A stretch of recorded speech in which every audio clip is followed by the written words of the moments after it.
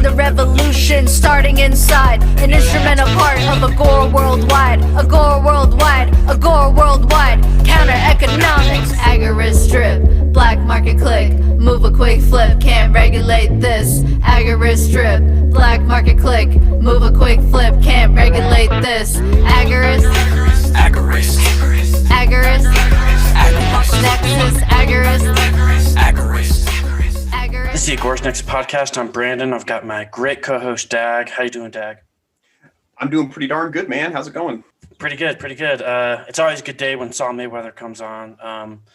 He really needs no introduction. So, but I'm going to give him one anyways. Host of the Agora podcast, CEO of Agorist, which has a couple different companies, 3D Printer Go BRRr, Agora Threads, and I'm probably missing one, but yeah. And just really good to have him on. He's written some, he's got his own blog at New Libertarian, and then he's also written stuff for us too. So true honor as always. How you doing, Saul? Good, man. Thank you guys for having me. Always a pleasure to be on with you guys, and I'm a huge fan of the show, so it's extra good to be on.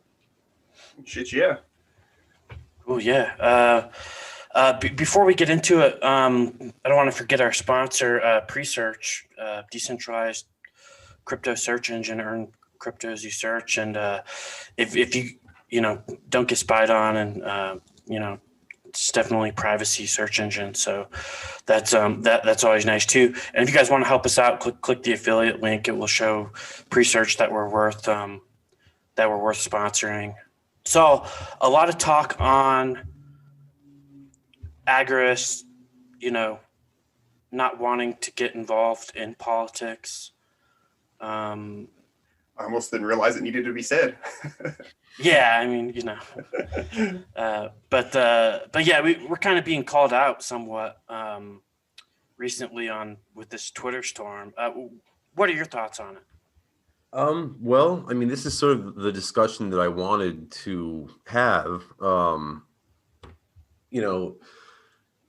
It really, I mean, obviously as an agorist, I'm opposed to partyarchy. That I think I think it's immoral and inefficient, and I think both of those things stem from the logical inconsistencies in that theory. But it really all started when the Mises caucus blocked me. So I sort of, it's like I was saying to Jay, I was on Use Guys with him, and I said, when your opponent gets angry, you're supposed to frustrate them, because you sort of goad them into doing something stupid. And now for the last 2 weeks, we've had some of the most major ANCAP platforms exposing agorist ideas, which I think is sort of great. I think it's wonderful that so many people have been exposed now to agorism. I mean, for better or worse, Dave Smith got into it with me a little bit as well on Twitter, and I forget what he said. But he said something about, how many agorists were created by Ron Paul or something.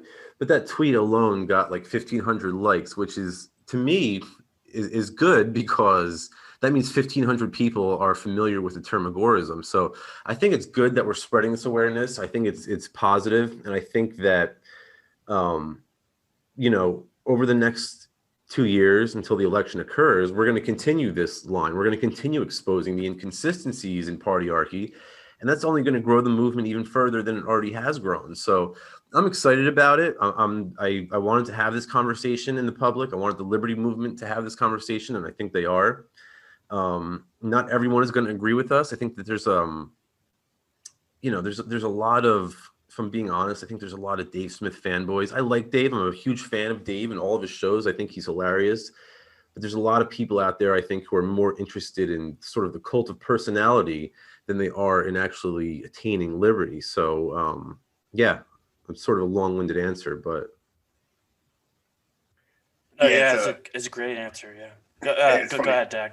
I was going to say a few weeks ago, I saw somebody on Twitter say something like, "Oh, this Dave Smith versus Vin Armani feud or something starting." And I was like, "No, no, no, no! Like, I like both those guys. I don't want any part of this." You know. But ultimately, it's frustrating because I do like Dave. But you know, I mean, yeah, it's just politics. Like, I don't know. That just doesn't seem like the answer. You know, it never has. Even before I'd ever heard of agorism and I was an anarcho-capitalist, I was like, yeah, of course we don't vote. That's retarded. Like, we're anarcho. It's sort of telling though how and Vin Vin had a more like poignant like attack. I forget what exactly he had said, but I think it was more edgy. It was a little bit more edgy than mine. But look, I think we need to attack from all angles. But I do think it's telling how upset they get, how butthurt the ANCAPs get when you know, none of us have really just, you know, called them out in a blatant ad hom style fashion. We're all giving them like logical critiques, and then they respond with like ad hom and they get butthurt and stuff. And I think that stems from their frustrations with their own inconsistencies. Yeah, it's tough, you know, because I mean, I get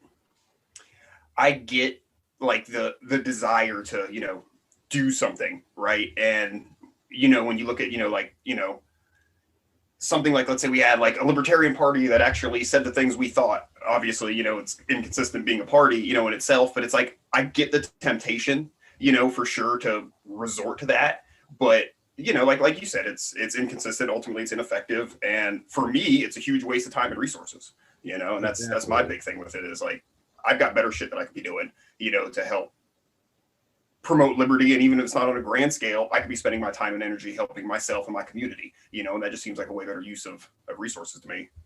I mean, the immorality and the inefficiencies of any strategy other than counter economics, it stems from the logical inconsistencies of the theory. And I hate to sound like a broken record, but I mean, if you read Konkin in the primer, this is the point that he tries to make throughout the whole book is the key to agorism is that we have a consistent theory, right? It's almost like the key to quantum mechanics is that it's a consistent theory. That's what separates it from Newtonian mechanics, right? Like Newtonian mechanics was great because it was this sort of revolutionary scientific theory that seemed to explain everything very well. And that sort of reminds me of Rothbardian anarcho-capitalism, but there were some holes in Newtonian mechanics. It didn't really explain everything perfectly. Like at the quantum level, there were some things that just didn't add up. And, you know, then we had this sort of quantum revolution and Einstein came along and stuff like that. And that sort of represents agorism in Konkin because in my mind, Konkin sort of completes the theory. He sort of brings it full circle and he sort of irons out those inconsistencies. So, you know, I don't think we should, I think you hit the nail on the head. I don't think we should be dedicating resources to an inconsistent theory, right? You would like the analogy that I've been using is that you wouldn't want a university science department to allocate equal funding to teaching astronomy students that the Earth is the center of the galaxy and that the sun is the center of the solar system. Like one of those things is true, the other is false. So why teach both, right? So counter economics is true, partyarchy is false. Why teach both? Yeah, you put it so well. I had brought up, I replied on Twitter. You know, I probably shouldn't have because we're so small that Dave Smith will probably write us off for the rest of our life now. But I had said, not going to say that there's no benefit. It's like welfare. You can only see the positive results and not the negative ones. The loss of opportunity wasted on a failed political system is foolish. Libertarians should be focused on solutions outside of political theater. And I truly believe that. I think that there's this loss of opportunity that you don't see, and people only see the positive results that come from playing the political game. Yeah, and I mean, that's really poignant. You know, this is the whole point that who, as far as I'm concerned, the smartest agorist alive today, Per Bylan makes. He has a whole book about that, called "The Seen, the Unseen, the Unrealized," and this is exactly sort of what he's referring to. And you just brought it home in a political sense. I think that was a brilliant point. Yeah, thanks. It's kind of frustrating because it's like we don't believe in government, and even Dave Smith's an anarchist, but he still wants Become the government. yeah, he still wants to take control of a system of slavery, which is kind of frustrating for me, because I'm just like, I don't see how you guys can see the mental gymnastics that you have to go through to justify that. But their argument, of course, is that, oh, we don't expect to win, right? We're not, it's just an educational thing, Right. which has problems in itself too. But of course, that's that's what they'll say. Oh, I don't want to be president, But if we can get out there and educate some people, of course, and you can look at stuff like okay, Ron Paul, maybe brought some people over, but I also knew a lot of people who were into Ron Paul, and then they were into Bernie Sanders, and then they were into Elizabeth Warren. I think that I think sometimes it's futile to try to wake people up so much. Some people are going to be prone to it. Some people will come around to it. So the people who Ron Paul brought in, they would have been brought in anyhow, in my opinion. I mean, this is like the sort of this is the craziest argument that they make, I think, is this idea that they're trying to sell a political party. They're trying to convince libertarians that a political party is not a political institution, but an educational institution. And yet they are running candidates for elections. They are dedicating time, energy, and resources to those campaigns. They're celebrating even the smallest of electoral successes, but then they're telling you that they don't want to win, right? They don't actually want to win, right? So I mean, which is it, right? So it's sort of ridiculous that they say that they don't want to win elections, and then what happens when they do win the election, right? I mean, the president doesn't have the power to abolish these executive agencies. They can only be done with an act of Congress. So we're going to have a libertarian head of the ATF, a libertarian head of the FBI and the NSA. I mean, we're gonna have libertarians in charge of the Supreme Court.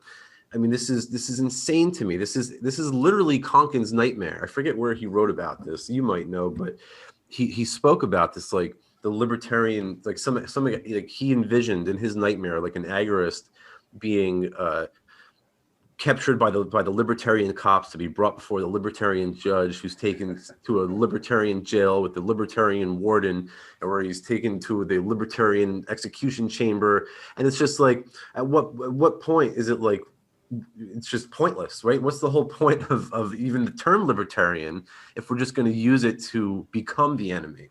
Like, you wouldn't, another way of putting this point, maybe a little bit more succinctly, is like, if you were setting out to stop the mafia, like if you're setting out to stop John Gotti or the Gambinos, you wouldn't say to yourself, you know what, I'm going to go out and I'm going to become a mobster and I'm going to start killing people and stuff. I'm going to be a bad guy. But you know what, maybe one day I'm going to get close enough to the boss where I can convince him, hey, maybe you shouldn't be so mean. Maybe you shouldn't extort people as much. That's a ludicrous sort of strategy to me. This is insane as far as you ask me. Oh, we'll change it from the inside. Yeah. All right. What else we got, Brandon? Yeah, I think we touched on that topic pretty good. I don't have any. Oh God, I hope we covered that one enough. Yeah, it's something that we have to unfortunately talk about with these. These libertarians that believe that we had a resurgence. Yeah, well, that's sort of the problem, right? Is that, I mean, I don't know how, maybe the way I felt maybe like a year ago or a year and a half ago, it really seemed like the party was finally dying. Like people were finally losing faith in this failed institution, right? And it felt good. It felt like we were finally starting to make some progress here. And now, the Mises caucus is really sort of, they've gained a lot of ground by attracting content creators. What was it, like a year or two ago? It was like 5 or 6 big names joined the LP, and I love all of them. Well, you know what it was is they started offering bounties for victims, right? So in other words, for every victim that you drew into the Mises caucus, they actually paid you, right? They were actually bribing people to join the partyarchy at one point. Yeah, it's that's crazy.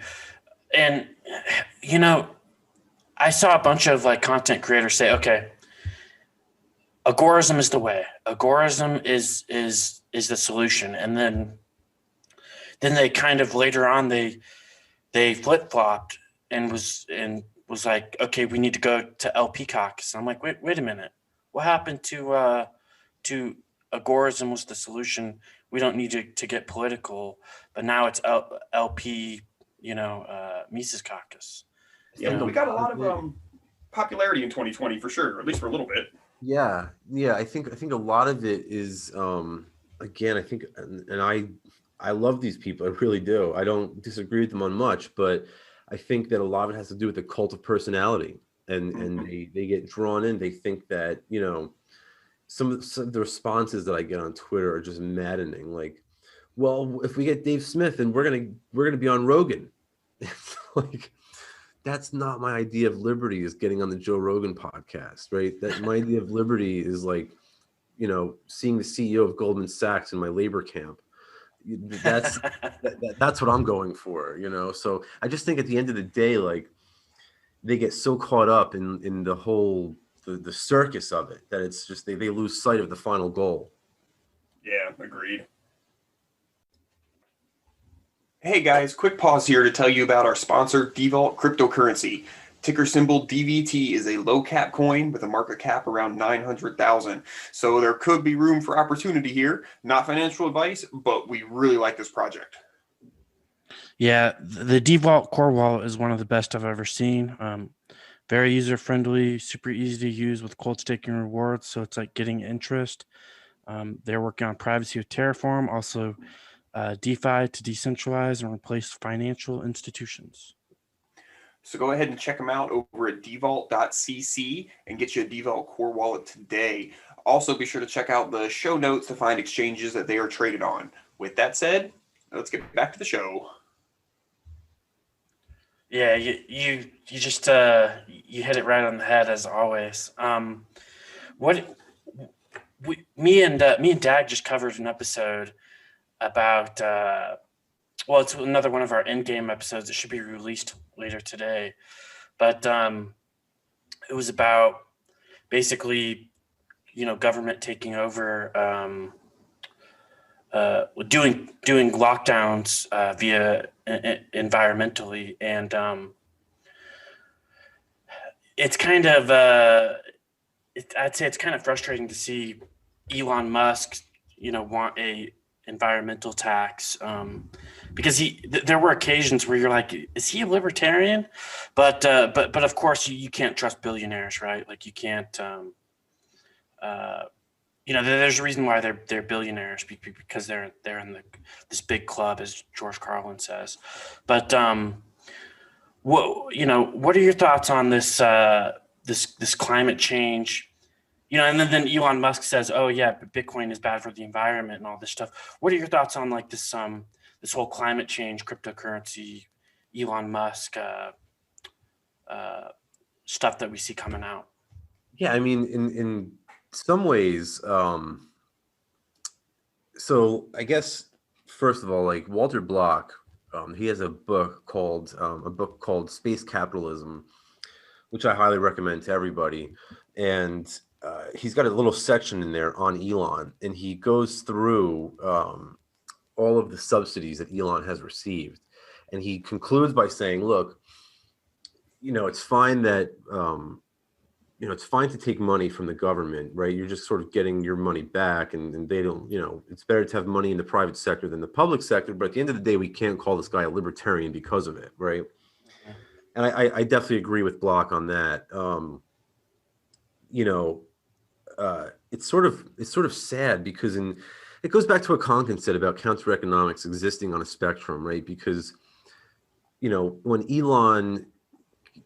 SpaceX sort of did to NASA what Kodak or what Netflix did to Blockbuster, right? Then that was a great victory in terms of the counter economy, right? We always want to create private infrastructure that outcompetes the public infrastructure. This is the hallmark of phase 3 of the Agorist revolution. And I think that's wonderful. But then we see stuff like this, like calling for a higher carbon tax and, stuff like that. And I think that's insane. Obviously, taxation is theft 100%. And it's really extortion, which is a form of theft. But the final point about, crypto and the environment is just absurd. It's crazy. This is a predictable attack of the state. It's sort of like one of their last ditch efforts to stop cryptocurrencies, that they're going to say it's bad for the environment. Meanwhile,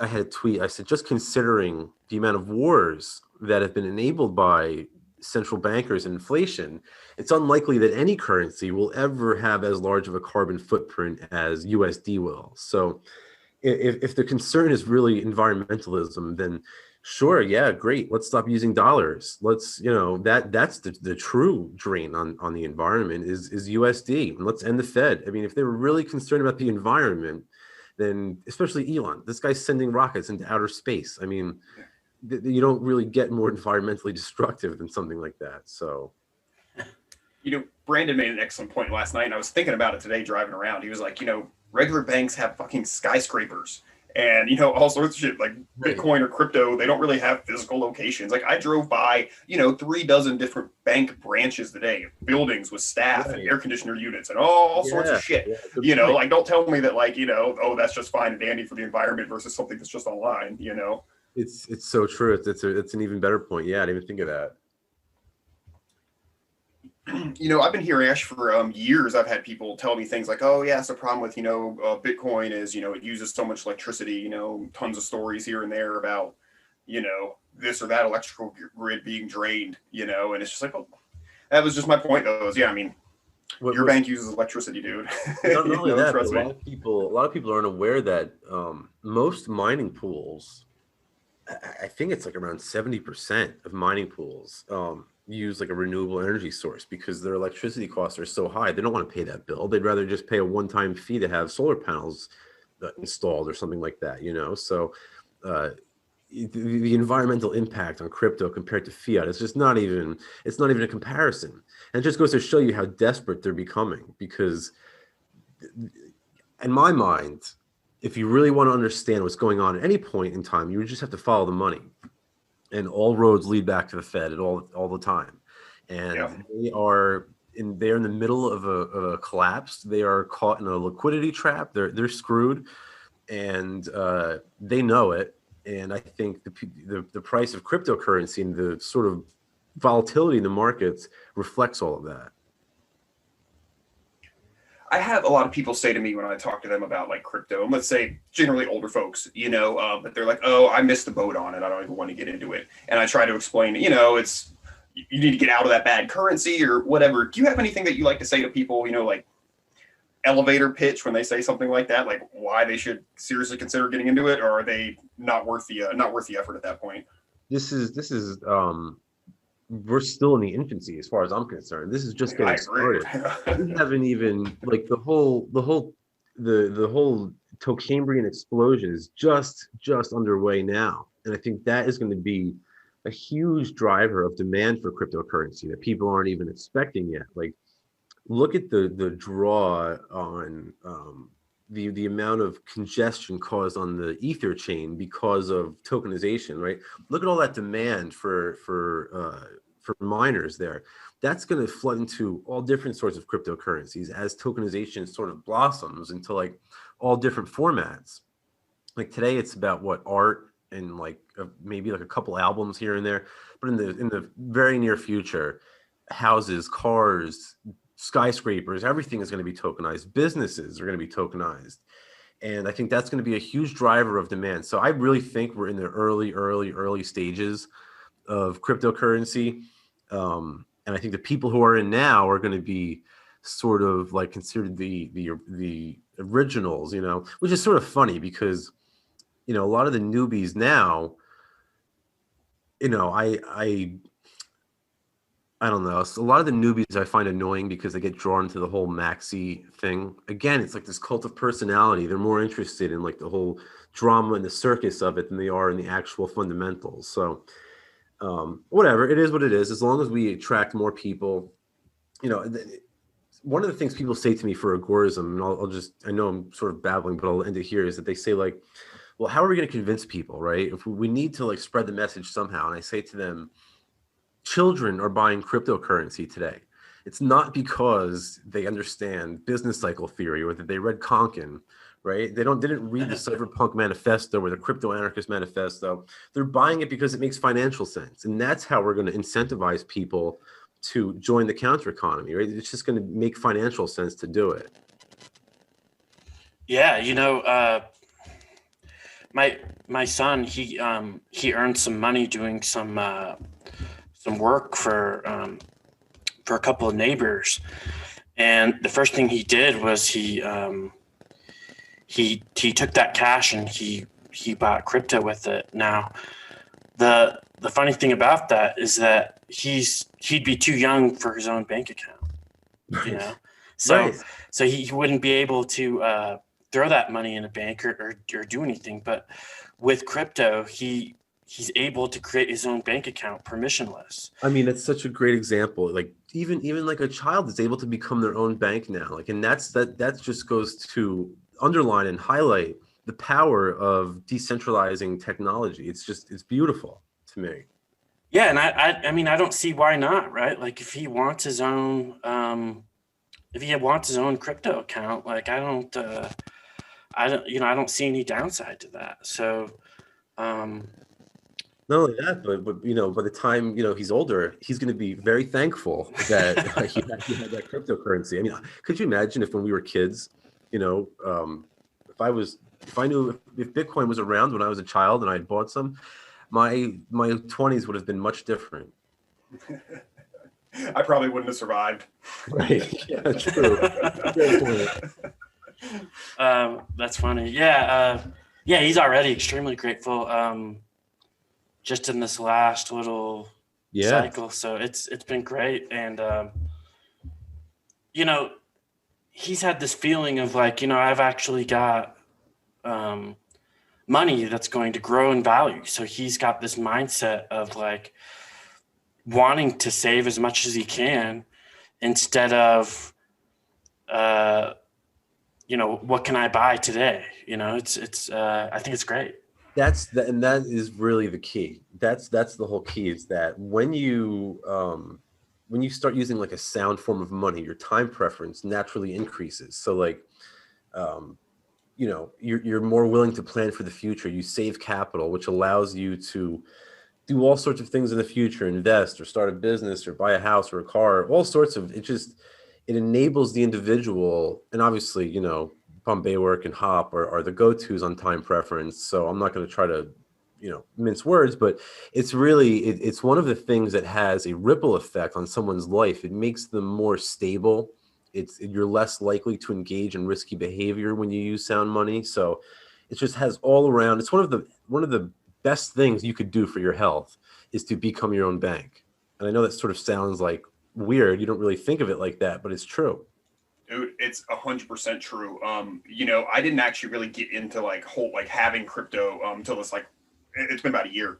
And I think I had heard you make that point one time, that just how it changes like your time preference. Like in the past, terrible with money, dude. I was out, no, I'm going to go out and buy some beers or whatever. But when I have a currency that if I wait 2 days, it's going to be worth more, it's so much harder to spend it, and I've become better with money. I look at things differently, and that's really a point I try to make to, like my example of people who are wishy-washy whether or not to get into it. I'm like, dude, like it's just an amazing thing to have a currency that increases in value. It's just really amazing. I love it.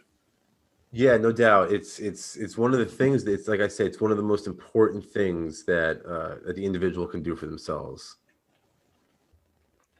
Yeah, and I think government kind of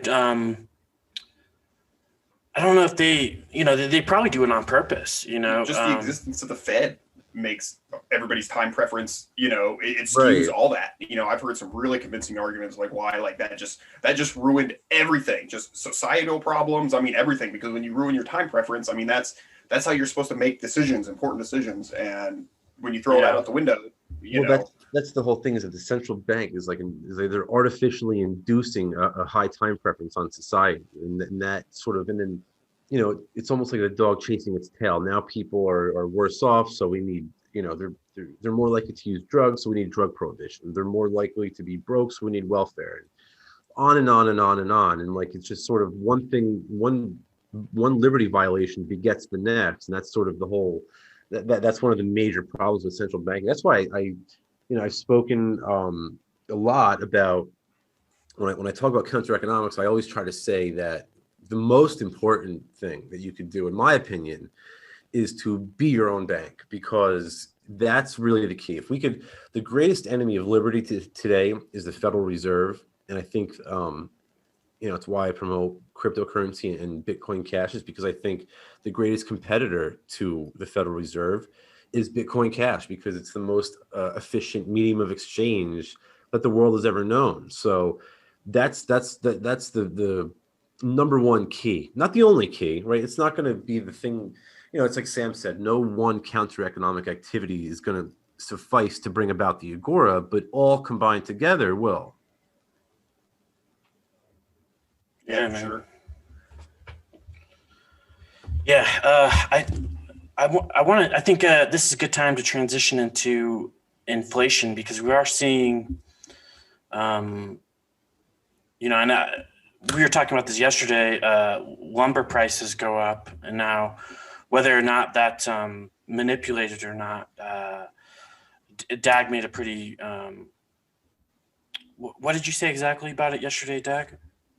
Well, I was just saying that, like, anywhere from there, shut down production for a year, blah, blah, blah, there might be plenty of reasons that, it's legitimately becoming scarce, but I have heard reports, I don't know what's true or whatever, but like truckers, for instance, saying that when they go to the lumber yards, they're full, like that there is no shortage, that, it's some sort of manipulation thing, which, right now a lot of people are building, if they really wanted to squeeze some dough out of people, I guess they could. I'm always a little weary of, that kind of thing, just because, historically when people try to create a monopoly outside the government, making it so, somebody comes in and undercuts. That's why we love competition, et cetera. But really with something like lumber, there's a few big players and that's about it. So who really knows? But it's getting really expensive to do anything, lumber wise, especially if, you go to buy a 2x4, it's like 5 times the typical cost right now. It's really nuts.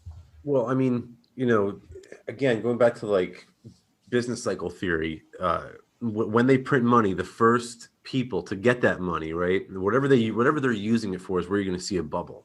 So the money comes off the printing press, and the first thing that happens is they send it to the regional banks, like your Chase and your Wells Fargo and stuff. Who are these guys giving it to? Who are they writing loans to, and what are people using the stimulus money for? Well, I don't know about you guys, but a box of 9mm around here is going for, I don't know, $40, give or take, if you get lucky, I guess, sometimes. So lumber prices are going through the roof. I think the fuel thing is a little bit different. I think that, I don't know what's going on there. I think that there's definitely something at play that, under the surface of the water. But yeah, look, they've printed like 20 some odd percent, I think, of the entire money supply has been printed in the last like 12 to 18 months. So that obviously, we know from the science of economics, from Mises, that excess credit has to get burned off. All that malinvestment has to get cleared out of the economy. And that is not that's going to be a painful process. And it's not a sustainable thing. So eventually the game of musical chairs will stop. And when it does, we all better hope that we have a seat. And the way to do that is to, again, I hate to sound like a broken record, but the way to do that is to become your own bank, and to very true cryptocurrencies and precious metals and non-inflationary assets and anything you can, really. You're a fiction guy. You've read Alongside Night, I assume. Oh yeah, sure, for sure.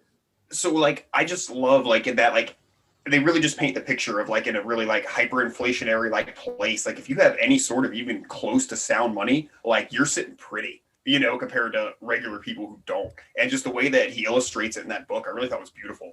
But yeah, it's really like really kicked me in the ass though, since I read that too. I'm like, okay, everything going down. It's like, yeah, I need to get a little more crypto. I need to get a little more metal, you know? Well, that's and like that's the book that inspired Ross to create the Silk Road. And like you have to think about like, you know, think about like what you just said was with the plot happening in that book where you have hyperinflation, the state is collapsing. And now think about the environment that Ross is working in.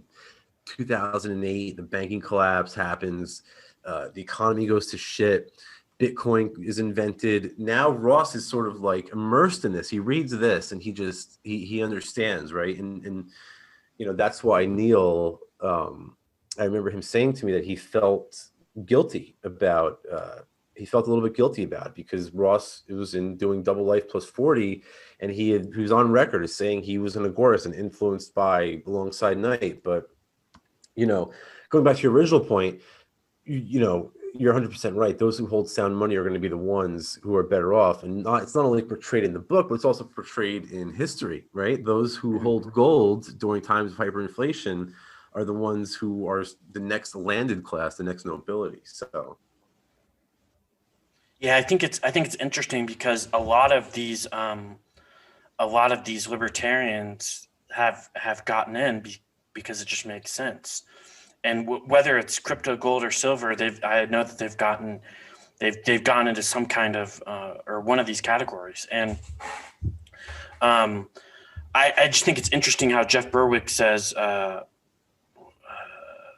he says a Bible quote: "The meek will inherit the earth." And you know, whether you believe in religion or not, I think that's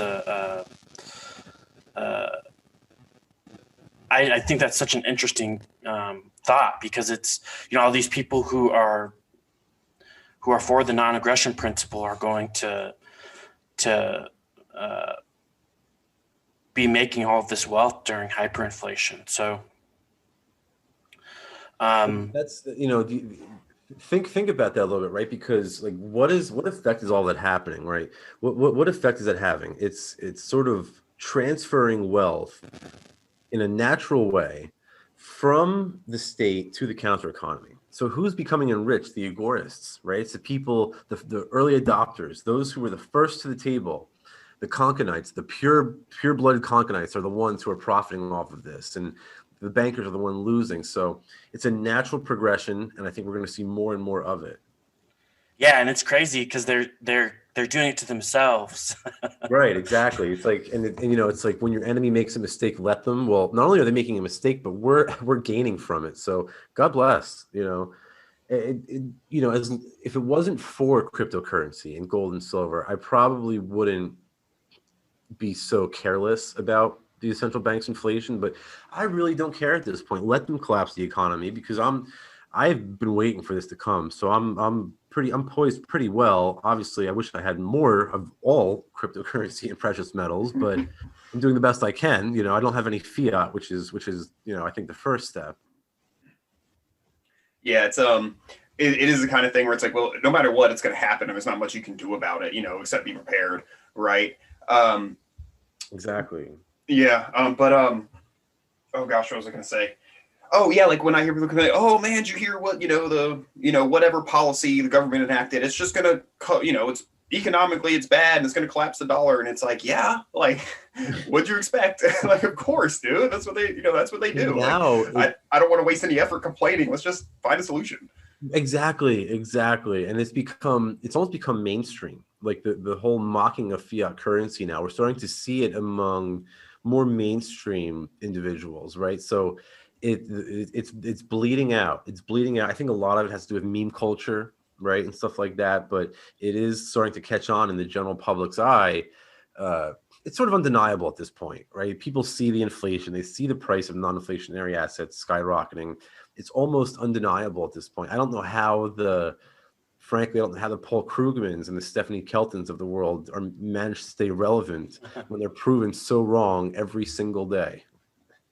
Yeah, absolutely. Somebody asked me, they were like, okay, hey, well, aren't you libertarian? Like, why do you want stimulus? And I'm like, well, you know, let the slaves have as much of their money back as possible, right? Like you're just bleeding the state and the Fed at this point. So, the way I see it, and I agree with you 100%, and that's the point that I think Block was making. But I mean, yeah, I don't know. I guess I'll just leave it there. I agree with you.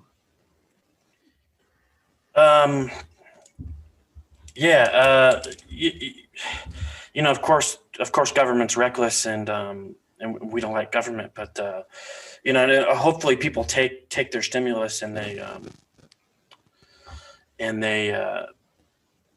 make good decisions with it and protect themselves. But I mean, like, if you think about it, like, they have to keep printing money.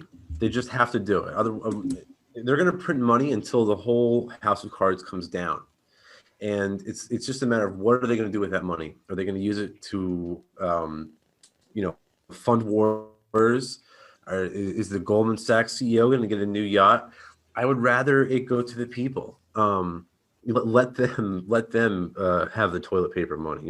At least we can convert it into crypto and guns and ammo and stuff like that. And until they come out with this central bank digital currency. I don't know. I think that has a lot to do with this. I think when they come out with that, it's going to be for the purpose of saying, so now rather than receiving a direct deposit into your bank account, what they're going to do is they're going to say, you're going to get a notification on your phone that, boom, you've received X amount of dollars courtesy of your local politicians. But, now because it's a digital currency, they're going to restrict where you can spend it because they need the stimulus money to actually stimulate the economy. And if you stick it under your mattress or you buy Bitcoin Cash or you buy ammo, it's not really stimulating the economy as much as if you went to the mall or to the movies or to a restaurant. That's what they want you to do with the money. That's how you keep the game alive. So I think that's the whole scam behind the central bank digital currencies, that they sort of want to restrict where you can spend it. So I predict that if they ever come out, these central bank digital currencies, that it will be only spendable where they allow you to spend it. Yeah, so you won't be able to buy guns with it. And me and Dag in a previous episode were talking about that too, how they would how they would like put a time limit on it and say, okay, you have to spend it within X amount of time or else you lose it. Exactly. Yeah, exactly. Like I said, they need us to use that stimulus money in a way that stimulates the economy. And a lot of people didn't last time. So what happens is, like, if they do a round of stimulus and everybody stashes that money, then they need to do another round of stimulus. And eventually what happens is that you overheat the economy. And that's exactly what's starting to occur now. I mean, not starting to occur, but it's the process is well underway, but finally the average individual is starting to see the effects of that. When do you think we'll start to see this hyperinflationary event like fully unfold? That's the whole thing about economics, right? Economics tells us what's going to happen, but it doesn't tell us when it's going to happen. If it did, we would all be, brilliant investors. We'd all be Warren Buffetts of the world or Peter Schiff. But I hesitate to guess at the timing of it. But I don't. We know it can't continue forever, and it's a matter of time. I would be amazed if they can continue this up for, I don't know, another 2 to 5 years would be just astonishing to me. But who knows? Who knows? The people are sheep-like, and the indoctrination centers are firing on all cylinders. So who knows? Maybe they can goad people they can wring out the towel for another, decade or so. I don't know. I'd be surprised though if they can keep it up that long. I think the economy is way too hot as it is right now, and I think it's going to bounce back like a rubber band. This malinvestment, all this inflation that they've produced over the last year or so. It definitely seems like it's like picking up speed. 2020 was just insane. I just feel like, it was always the kind of thing where I'm like, they're pretty good at working this thing. Like we probably got a bit of time, but after this last year, man, it really seems like they're starting to drop some of the balls. Yeah, and notice that you know, right now, as inflation is finally like starting to tick up and people are starting to talk about it, all of a sudden coronavirus, like masks can go, it's not a big deal anymore. You can go back to work, you can do all these things now because they know that if they keep everybody on lock and key, that they have to issue more stimulus checks. And it's just a big shit show that they've created. At the end of the day, you know, I encourage people to like learn business cycle theory, learn Austrian business cycle theory, because that sort of just explains all of it. All right, let's take a quick second to shout out Agorist Acres Seeds. AgoristAcres.com stocks a variety of seeds for your garden or homestead. They also have really cool packaging instead of those silly paper envelopes. Buy seeds with crypto, support the counter economy, and become self-sustaining today. Agorist Acres offers fast shipping so you can get started right away. Make sure you use code Nexus10 at the checkout for 10% off of your orders. Also, they will donate a portion of the sale to Agorist Nexus, helping to bring you all the great content you expect. And all right, let's get on with it. Yeah, economics in one lesson was just phenomenal turning point in my life, definitely. Yeah, I love that book too, Economics in One Lesson by Henry Hazlitt. Yeah. I want to switch gears to 3D printing, and one reason why I really love your 3D printing company, Sal, is because 3D printer go brrr for anyone who doesn't know it, but is because me and Dag did a previous episode on how they wanted to do like they wanted to track 3D printing and fingerprinting them. Fingerprinting them. And what's really cool about 3D printer go brrr is I think it's the only like non KYC, you know, you don't have to give any information to be able to get a 3D printer. So I mean, just a brilliant, very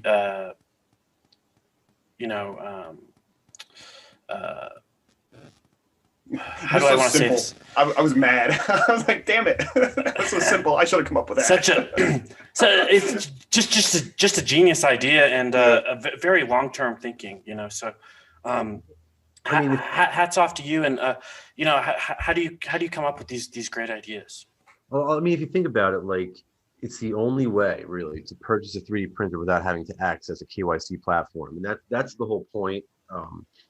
And man, did this piss off the Bitcoin maximalist when I started this project, because, you know, their whole narrative is that the utility of cryptocurrency is as a store of value. And here I am showing them, actually demonstrating in real life how it can be used for the purpose that Satoshi designed it for, right? If you read the white paper, this is what he was setting out for. Was to have a peer-to-peer currency that didn't require a third-party intermediary like a bank or PayPal or you know, Visa or something like that.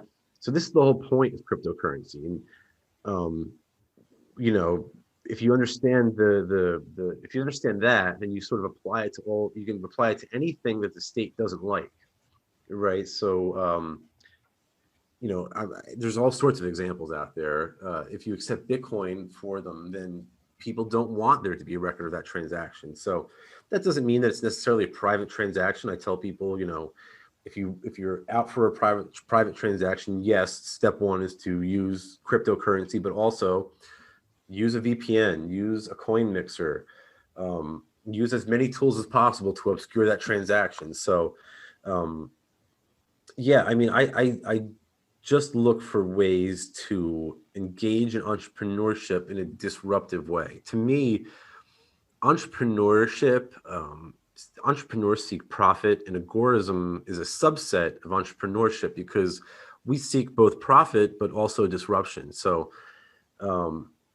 there's a lot of things that I want to do. I have a lot of ideas, but I've been really busy. 3D printer go brrr has really taken off, and thank God. I'm not complaining about it. I'm grateful for it, but there's a lot I want to do, and a lot of my time and effort and capital is required by the current slate of projects I have. So I'm going to try to start delegating more so I can sort of free up some time to get involved in some other things. I think there's a lot out there that I want to do. There's a lot of room, especially nowadays, for counter economic activity, and that's how we're going to sort of make a difference. We can argue and fight with the party arcs and the ANCAPs and the commies on Twitter and Facebook all day long, but at the end of the day, like Conkin said, and do or do not, there is no try. You have to sort of exemplify this philosophy. So I think that right now, any company that doesn't accept crypto, and I mean, really, I'd say take any of them, Yeah. I think it's just silly, because especially now at a time when it's going to be a big thing, and a lot of people have a lot of gains right now that they don't really have, good options to do anything with it. Yeah, you can cash it out of the exchange, but then, taxes, etc. So, just be able to buy stuff with it. I think it's it'll be tempting for people. Hey man, you got this extra dough you're sitting on, come buy some of my shit. Then, and that's, I tell people the best way to acquire cryptocurrency is to earn it, right? Because there is no KYC exchange that you're getting from it. It's just the individual sending it to you, plain and simple. And you're right. I get requests at least twice a day for people wanting to pay in some obscure cryptocurrency that I've never heard of or something like that. And I wish I could accept all of them. I just, I'm not technically efficient enough to write code and create my own payment processor. So I'm stuck using third-party applications like Coin Payments or Coinbase Commerce or something like that. But it is interesting though. Like I said originally, like one of the reactions from the maxis were like, don't spend it. You're not supposed to spend it. It's supposed to be saved, right? This is a glorified savings account. They would say, well, why don't you just, if you want to purchase a 3D printer without having to access a KYC platform, why don't you take cash, go to your local pharmacy. I swear to God, this is what they said to me. Get a gift card for Amazon and then use the gift card. And I'm thinking to myself, so you as a Bitcoin maximalist trust the security cameras at your local pharmacy more than the pseudonymity of Satoshi's white paper, but you call yourself a maximalist. And this is the sort of nonsense that you have to sort of that normally that just naturally gets exposed when you practice counter economics. Yeah, plus those cards a lot of times don't work internationally, so depending on what you're trying to buy and where from, a lot of times they just don't work like that anyhow. They won't work. Whereas crypto, low transaction fee anywhere in the world, boom, boom, boom, and there's no video camera anywhere. So I mean, I work with you're pretty good. Over at Agorist Threads, I work with designers from all over the world, including Lily, who's in Mexico, and it would be uneconomical for me to pay in fiat currency because then we have to pay a third party for this transaction. That's just stupid. And to do it in cryptocurrency, and to do it with Bitcoin Cash specifically, they're able to receive the payment as soon as I send it. I just, hey, did you get it? Yes. Okay, cool. And it's just 1, 2, 3. It's brilliant. And obviously, that's the whole point. That's why we're here. So let's say somebody already has an Ender 3. They've gotten set up. They're good at it. They're getting to the point where it's running basically nonstop and they want to add another pony to the stable. What do you recommend? Do you recommend another Ender 3, or is there something maybe a little bit higher that might have some features? Maybe what would you recommend to this person? Definitely not me. So yeah, so there's a few options for you there. The Ender 3 is great if you're firing on all cylinders and you're able to print anything on command without a problem, and that's great. And I would move on to a resin printer because I think that those are that's going to be the next wave. So if you get in now, you'll be at the top of the heap pretty soon. But there are there's some great FDM printers out there. So the next step up, I think, would be, I personally like the Ender 6 because it's a beast. I actually just sold. I had one left and somebody just bought it, and I was kind of hoping nobody did buy it because I wanted to keep it, but it is what it is. And it's huge, it's fast, it's got the it's able to print with the same sort of definition and resolution as a resin printer, which is unheard of. And it can do it at almost the same speed as a resin printer, which is unheard of. And it's enormous. So really you can print anything, and it's very aesthetically pleasing as well. It's just a nice machine. We are working on getting the next round of printers we're going to get is going to be a little bit different. There is a CR6 Smart, I believe it's called, which is it's going to be a smart printer. So in other words, you can mod your Ender 3 and your any Creality printer can basically be modded to work with a Wi-Fi box so that you can control it with an app on your phone and stuff like that. But the smart machines are going to come with that pre-built. So if you're looking for an upgrade, that's not a bad one. Another good upgrade from the Ender line, besides the 6 and the CR6 Smart, check out the CR30, which is the belt printer designed by Naomi Wu. Very curious. This thing is a beast too. So you have FDM printing, which is your normal Ender 3 style printer. Then you have resin printing, which uses photopolymeric resin. Now we have belt printers, which is a version of FDM printing, but the extrusion occurs at a 45-degree angle, and it's almost like on a treadmill, so that you can make really long prints in one piece. So people are out there making swords and stuff like that. I can't wait to see what the folks at Deterrence Dispensed and Are We Cool Yet come up with when they get their hands on this sucker. I think a couple of them already do. Have the belt printers, and I'm excited to see what they design, you know. So the belt printers are for making like longer pieces. They're also for like maybe more like an assembly line kind of thing where you can make a bunch of small pieces and they just keep going. I don't kind of reset my printer every 20 minutes. Right, exactly. Yeah. Okay, cool. You think about it, you could just sort of turn it on, go to work, and like come back, and you just have like a whole bin full of Glocks. Yeah. Yeah, that's sweet. And one more. The Ender 3 is the V2 now. Are they still going to be making the regular Ender 3s, or are they all going to be the V2s? Are the Ender 3s going to be discontinued? No, I think they're going to keep churning them out just because the Ender 3 is the most popular printer ever. And it's still the most economical, like for a decent printer. Yeah, no doubt. The Ender 3 is the classic. Courtesy of Deterrence Dispensed and Ivan the Troll, of course. You know, it was him who started standardizing his designs on the Ender 3, and that's why it became so popular. And I can tell you this: when I talk to my reps in China, they are not aware of this. They don't know why people are. As far as they're concerned, it's just they have this wonderful machine. And it's just done so well, thank God. And the truth of it is that the 3D printing gun community has chosen their machine. They chose the Ender 3 for a reason. And I asked Ivan about this. It's a cheap, high quality machine. You're able to get some really high quality prints for a good price, and it's easy to upgrade. Now, that being said, nowadays, I don't recommend people get the Ender 3 off the bat anymore. I think that they should just get the V2 because the prices come down on the V2 a lot. So, by the time, if you get the Ender 3 and you get all the different upgrades necessary to really start churning out some good counter-economic pieces, once you spend all that money, you might as well just have gotten the V2, which comes with a lot of those upgrades already built in. Or, like I said, even like the CR line of printers, I personally I recommend people start with, if money isn't an option, start with the CR6 SE or the CR6 Smart, because that sort of has all the bells and whistles built in already. So yeah, the Ender 3 is the class act. If you can swing it, get the V2, and if money isn't an option, go with one of the CR printers. Nice.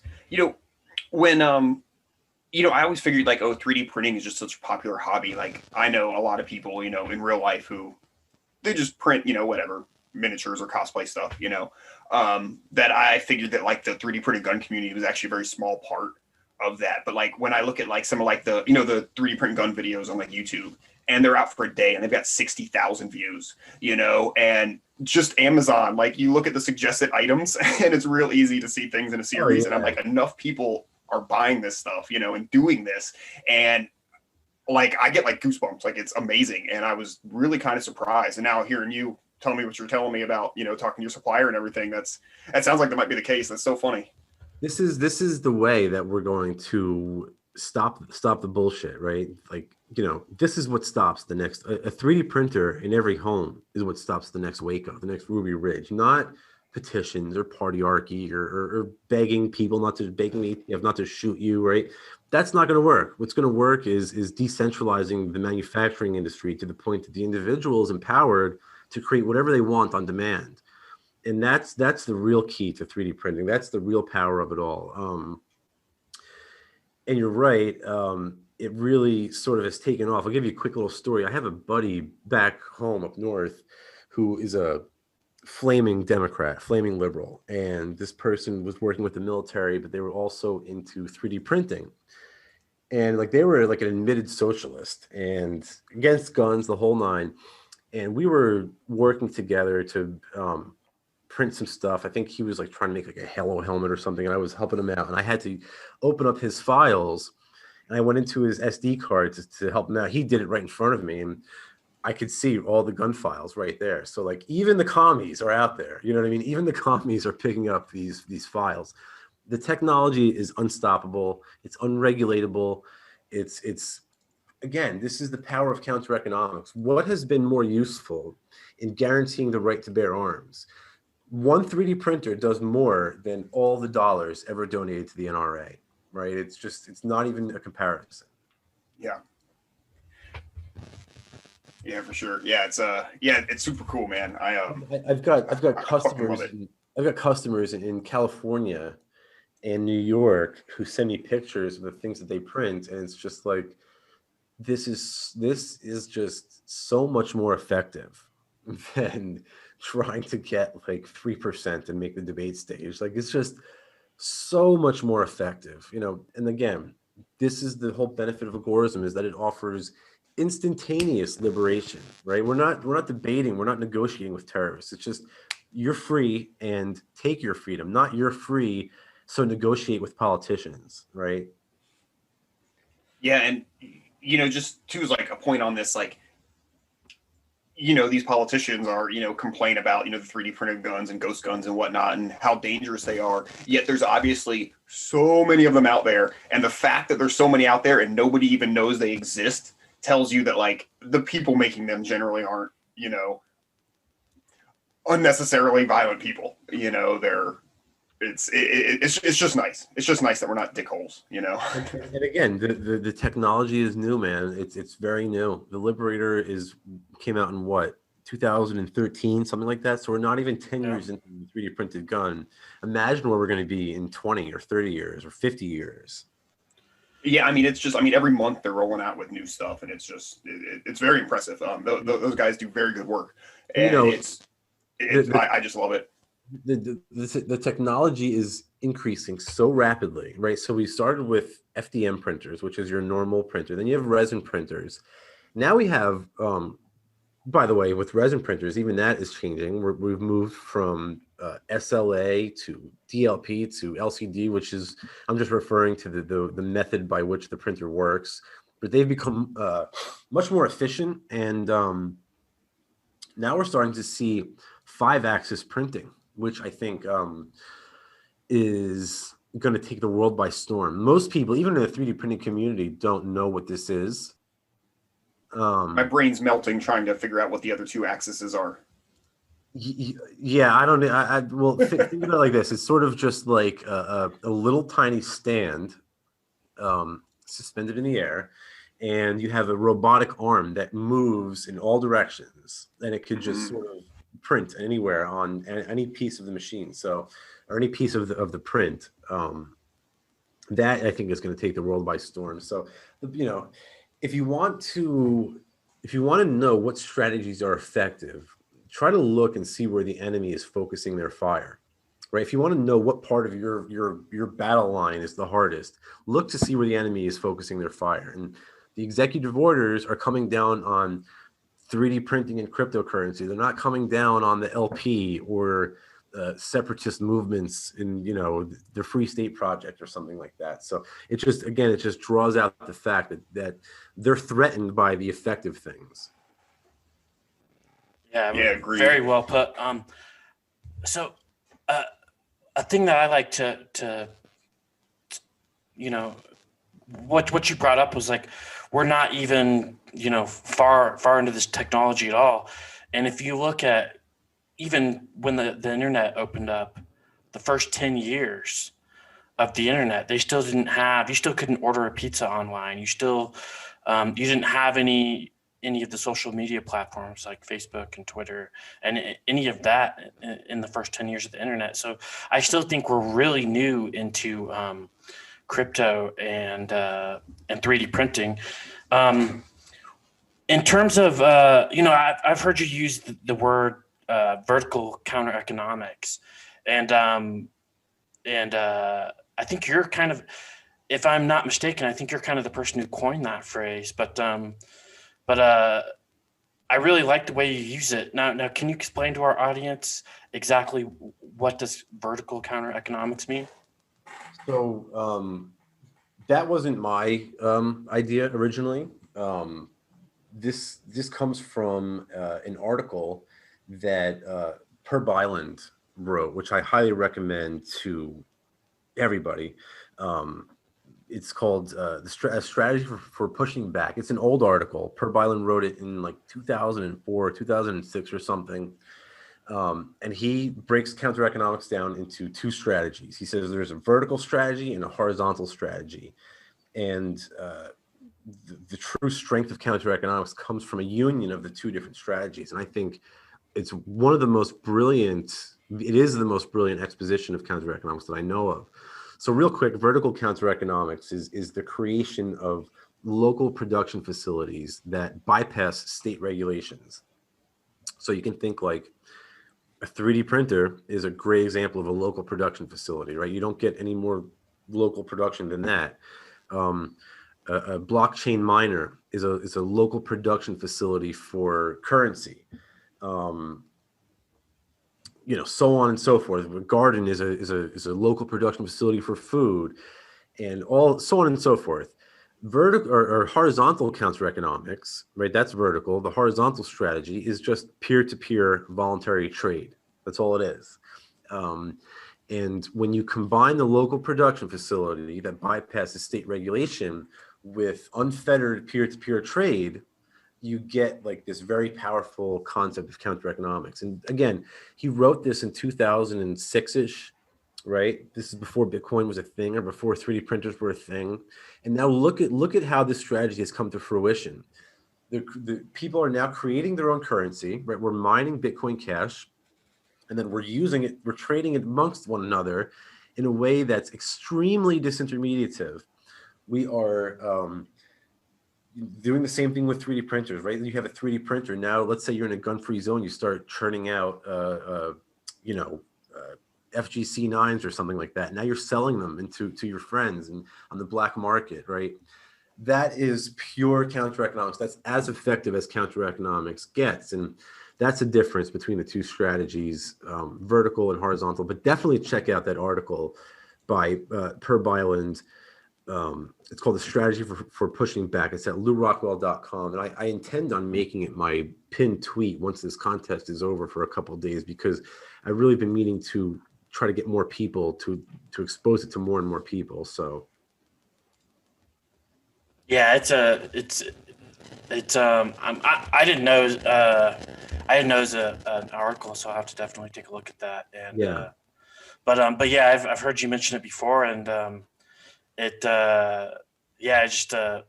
love the way you explain it. It makes a lot of sense. And I said to Per, I said, look, man, I've basically I make a living full time out of like trying to like express your philosophy to the world. You know what I mean? So if you're not following at Per Byland, for all the listeners out there, I highly recommend it. You'll learn more following Per Byland about economics than you will taking a normal econ class. And I think in the future, he'll be looked at as one of the brighter thinkers of our time. He does the Economics for Entrepreneurs podcast series too, right? I think it's hosted by Hunter Hastings, but he's a frequent guest on there. Oh, okay. Maybe that's what I'm thinking of. Yeah. But yeah, I've heard him on there. Then that was really good too. Yeah, I love Peer. This is just me. I have such a hard time sometimes with accents. So like I can't listen to him like when I'm driving the car, like mowing the lawn, when there's like background noise. So I have like a challenge listening to him sometimes, unfortunately. Yeah, I mean the accent is actually pretty minimal. I'm just a dumb American. I just have a hard time. Fair enough.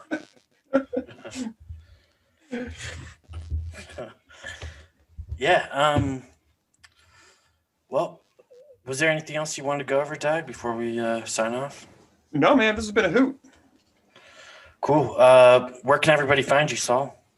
Yeah, I'm on all of your favorite social media platforms, usually just Sally Agorist or at Sally Mayweather.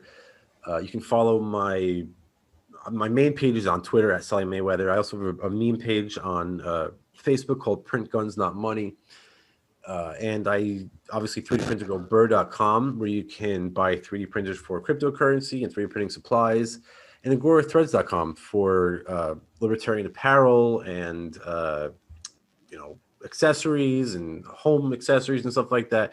Of course, it's all available for cryptocurrency. So those are my two sites, and that's how you can find me. Also, saltheagorist.com is sort of, I try to put everything under one roof over there. So nice. Cool. I don't see you on Float yet, but hopefully you'll be on Floats sooner or later. Yeah. I had an issue making an account that it finally was ironed out, and I have to go back and into the whole account creation process.